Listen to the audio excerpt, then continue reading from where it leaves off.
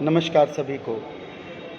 SSC CHSL 2019 की परीक्षाएं 14 फरवरी को होनी है और उसमें से कई बच्चों के अच्छे अच्छे सवाल मेरे पास रोज़ आते हैं, कभी टेलीग्राम ग्रुप पर, टेलीग्राम चैनल पर, या फिर मेरी मेल पर, या फिर लाइव क्लास के अंदर भी कभी कभी कमेंट्स के अंदर भी आते हैं।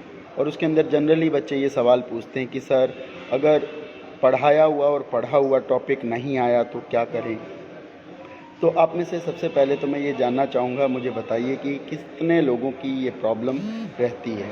इसके अलावा जो बच्चे अपने आप में एसबीआई पीओ की तैयारी करते हैं, आरबीआई ग्रेड बी की तैयारी करते हैं, साथ ही साथ आईबी की तैयारी करें, उन तमाम परीक्षाओं में तो डिस्क्रिप्टिव होता ही है। और अगर यूपीएससी की कई सारी परीक्षाओं की बात करें तो उसके अंदर भी सीएपीएफ असिस्टेंट कमांडेंट के साथ कई सारी परीक्षाएं ऐसी होती है जिसमें आपका डिस्क्रिप्टिव होता है। सो जनरली एक सवाल बनता है यहाँ पर कि अगर पढ़ा हुआ टॉपिक नहीं आया तो।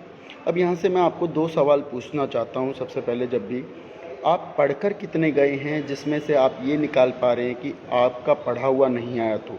क्योंकि जनरली सामान्य ज्ञान से रिलेटेड या जनरल करंट अफेयर से रिलेटेड जो मैक्सिमम टॉपिक होते हैं, वो कोई भी, जो भी आपका इंस्ट्रक्टर होता है, जो भी आपका गाइड होता है, जो भी आपका फैकल्टी होता है, वो आपको बता देता है।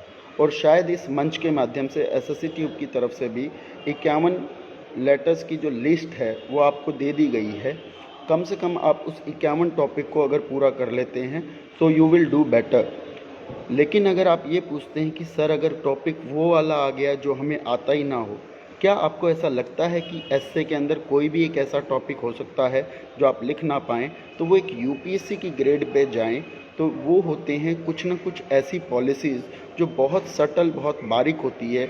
जैसे EIA, एनवायरमेंटल इम्पैक्ट असेसमेंट के तौर पर किसी जगह पूछा गया था, और उसी के हिसाब से कुछ एब्स्ट्रैक्ट टॉपिक्स के ऊपर बातें होती हैं कि क्या नैतिकता से ही सारी की सारी चीज़ें ठीक हो सकती हैं, या केवल और केवल इमोरलिटी ही करप्शन का सबसे बड़ा आधार है।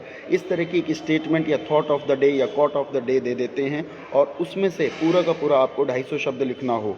अगर ऐसी चीज़ आ जाती है तो निसंदेह तौर पर अनडाउटेडली ये अपने आप में खतरे की घंटी आपके लिए हो जाती है। लेकिन ऐसी चीज़ों को भी मैनेज करने के लिए सबसे पहले ये लेकर आइए कि ये लाइन अगर इंडिया या इंडिया के आसपास के कॉन्टेक्स्ट में से पॉलिटिकल, इकोनॉमिक या हिस्टोरिकल लेवल पर किस तरह से उठाई गई है, या ज्योग्राफिकल लेवल या साइंस एंड टेक के तौर पर इनको किस तरह से उठाया गया है, और उसी के आसपास से देखते हुए आप इनको करप्शन को, पॉल्यूशन को किस तरह से जोड़ सकती हैं। अगर सिंपली बात करें तो अगर बाहर के पॉल्यूशन की बात करें तो air pollution, sound pollution, noise pollution, land pollution अलग अलग प्रकार के हैं। लेकिन अगर मैं मॉरल पॉल्यूशन की भी बात करूं तो वो भी आजकल एक बड़े लेवल पर बढ़ रहा है, यानी कि अंदर की नैतिक प्रदूषण भी एक प्रकार की समस्या आपके पास बन गया है। तो जब आपके पास इस तरह के विषय आते हैं तो कई बार आपको सोचने से संबंधित होते हैं, जहां आपको चीज़ों के अंदर वैरायटी देनी पड़ती है, कॉन्टेक्स्ट के साथ क्लियर करनी पड़ती है बात, वहाँ पर आपको ज़्यादा से ज़्यादा इलिस्ट्रेशन और एग्जाम्पल्स देने पड़ते हैं। सो कई बार इस तरह की चीज़ें आपके पास होती है। दूसरी बात करते हैं कि जब आपके पास ऐसा कोई टॉपिक आ जाता है तो उसके बाद एनसीईआरटी भी कहती है, सीबीएसई भी कहती है, तमाम स्टेट बोर्ड्स भी कहती हैं और यूनिवर्सिटीज़ भी कहती है, अगर ऐसी चीज़ें होती हैं कई बार जो आपको लगती है कि ये आउट ऑफ कॉन्टेक्स्ट है या आउट ऑफ सिलेबस है या ये आउट ऑफ एरिया है, तो वहाँ पर एक कमेटी बैठती है जिसमें से एक्सपर्ट्स अपनी ये राय देते हैं कि इस तरह का टॉपिक आपके इस लेवल पर तो नहीं आना चाहिए था और ऐसा होना चाहिए था। अगर ये आ भी गया है और बच्चों ने अगर इसमें कुछ भी अटैम्प्ट किया है तो उसको लगभग इतने मार्क्स तो दिए ही जाएं। लगभग इस तरह की चीज़ें अगर 24 आवर्स के अंदर in the conduct of the examination या 48 आवर्स में इस तरह की अपील कर दी जाती है तो भी चीज़ें हो जाती है। लेकिन ये केस तो बड़ा ही एक्सट्रीम केस हो गया। ऐसा कोई केस नहीं बनता जहाँ पर आप चीज़ों को लिख ना पाए। मैं बहुत सारे बच्चों को जानता हूँ जो प्रत्यक्ष रूप से या अप्रत्यक्ष रूप से मुझसे जुड़े हुए थे और उन लोगों ने EIA के बारे में, जबकि एग्जैक्ट मालूम नहीं था जिनको, उन लोगों ने भी इन्वायरमेंट के फ़ायदे, नुकसान और उस चीज़ के बारे में लिखा है।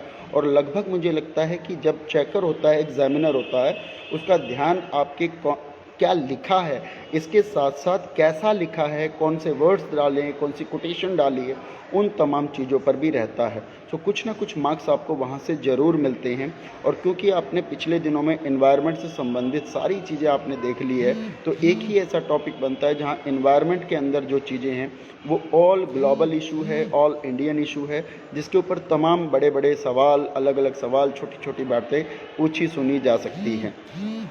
तो ऐसे बच्चों का जो सवाल है कि सर अगर पढ़े हुए में से नहीं आया, तो आप अपना सवाल अपने से स्वयं पूछिए कि आपने इतना कितना ज़्यादा पढ़ लिया है जो आप ये पूछने लायक हो गए हैं।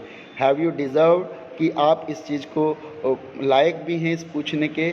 अगर आपने अपने 100 टॉपिक पूरे कर लिए हैं तब आपको पूछने की कोई ज़रूरत नहीं है। हाँ, कुछ ऐसे टॉपिक के ऊपर कई बार बातचीत आती है मेरे पास कि सर मदर टेरेसा का प्रस्ताव आएगा, जवाहरलाल नेहरू के ऊपर निबंध आएगा, तो ये छोटी क्लासेस की चीज़ है, शायद इस चीज़ को आप अलग से तैयार कर लेंगे। लेकिन अभी अभी क्योंकि गांधी जी का जो अवसान हुआ था वो गया है, 30 जनवरी की जो तारीख है, और उस दिन के ऊपर गांधी कितने उपयोगी हैं या गांधीज़्म कितना उपयोगी है, ये एक हाई ऑर्डर थिंकिंग का एक सवाल बनता है, जो कि मुझे लगता है यूपीएससी या किसी सब्जेक्ट विशेष का जो ऑप्शनल परीक्षा होती है, वैकल्पिक परीक्षा होती है, उनके लिए ये चीज़ थोड़ी सी कारगर तौर पे काम आ सकती है। बाकी तौर पर मुझे नहीं लगता इस तरह की चीज़ें कहीं काम आएगी। सो उम्मीद करता हूँ जितने बच्चों का ये सवाल था कि हाँ कि सर अगर पढ़ा हुआ ना आए तो क्या करें, सो क्या करना है, अपनी पढ़ाई को जारी रखो, ज़्यादा से ज़्यादा टॉपिक को पढ़ो। जिस भी टॉपिक को पढ़ रहे हो कम से कम 2 बार 2 अलग अलग अप्रोच के साथ उसको लिखना सीखो और अपनी वर्ड लिमिट को 250 और 260 वर्ड के अराउंड में सम अप करना सीखो। अभी आज 5 तारीख हुई है, 14 तारीख को आपका पेपर है, लगभग आपके पास 7 या 8 दिन पूरे बचे हुए हैं और 7-8 दिन को फुल्ली यूटिलाइज़ करने की कोशिश करो, ठीक है। सो उम्मीद करता हूँ आज का ये जो छोटी सी वीडियो है ये आपको काम आई होगी। इसके अलावा भी आपका कोई सवाल है तो एक बार कमेंट बॉक्स में ज़रूर से ज़रूर डाल देना, मैं ज़रूर से ज़रूर इसकी शॉर्ट वीडियो बनाकर आपको आंसर देने की कोशिश करूँगा। ज़्यादा आप टेलीग्राम से जुड़ना चाहें तो @essay letter या डिस्क्रिप्टिव लाइव इवैल्यूएशन 2 नाम से ग्रुप हैं, इनमें से किसी से भी जुड़ सकते हैं। और आज मिलते हैं 3:30 बजे प्रैक्टिस, संपूर्ण प्रैक्टिस के साथ, संपूर्ण अभ्यास संग्राम के साथ, डिस्क्रिप्टिव के टॉपिक्स के साथ। सो एप्लीकेशन पर ये क्लास आपकी चलने वाली है SSC ट्यूब पर। सो वहीं मिलते हैं। शुक्रिया, थैंक यू सो मच।